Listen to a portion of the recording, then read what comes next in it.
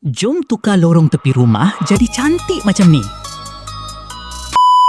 Lorong tepi rumah penuh batu kelikir dan sakit mata macam ni. Kalau tengok gaya ni, macam jadi pot parking je ni. Projek ni betul-betul baru siap.